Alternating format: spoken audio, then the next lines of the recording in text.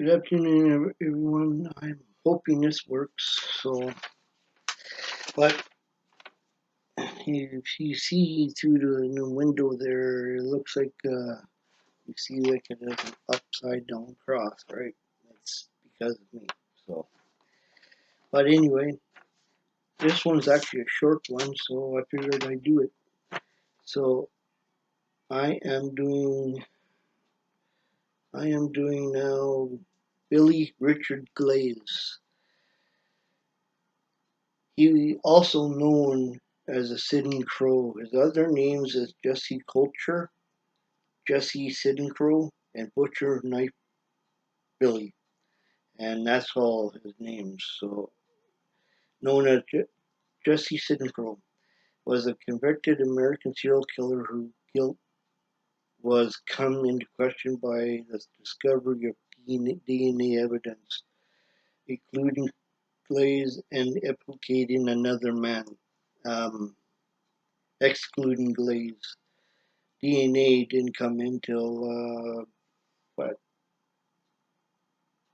70s, probably early 80s, something like that. I'm not too sure. I gotta look it up. So anyway, Glaze was a suspect of the murders of at least 50 women in multiple states. He allegedly boasted, you know, to the police of having killed over 20 women, but the interviews claimed he was innocent. Glaze became a suspect in 1985 to 87 murders of the Native American women in Minneapolis, Minnesota area after a waitress brought him to the attention of the authorities. Information from the girlfriend led investigators to look at him in New Mexico. Glaze was arrested on August 31st, 1987, while driving under the influence of alcohol for a violation of his parole. From a Texas conviction for rape in 1974, the arresting officer found a bloody shirt, crowbar, and nightstick in his truck. Hair samples from the crowbar were used to convict him of murder, but was convicted of 3 counts of murder, of first-degree murder, and sentenced to life in prison with a 52 to 55-year minimum, so he could get parole.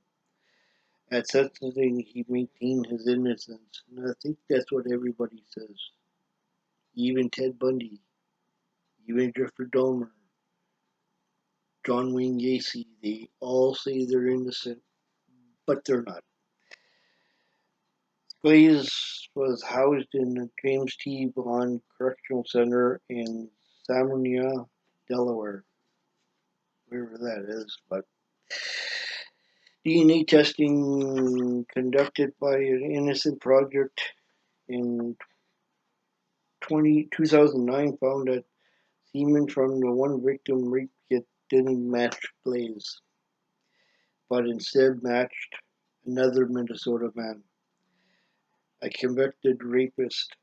Additional testing done in 2014 on a cigarette butt found near her body of a second victim came back as a match to the same man.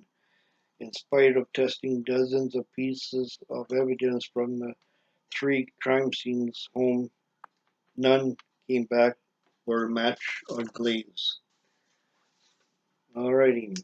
Glaze attorneys filed a motion for a new trial based on the DNA testing results and questioning about the reliability of eyewitnesses who testified at Glaze's original trial.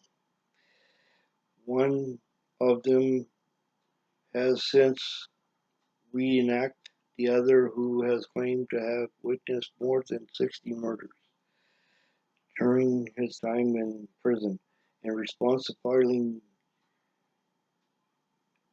filed by Glaze attorneys, the Minneapolis Police Department and the Hennepin County Attorney Office were reinvestigating the case.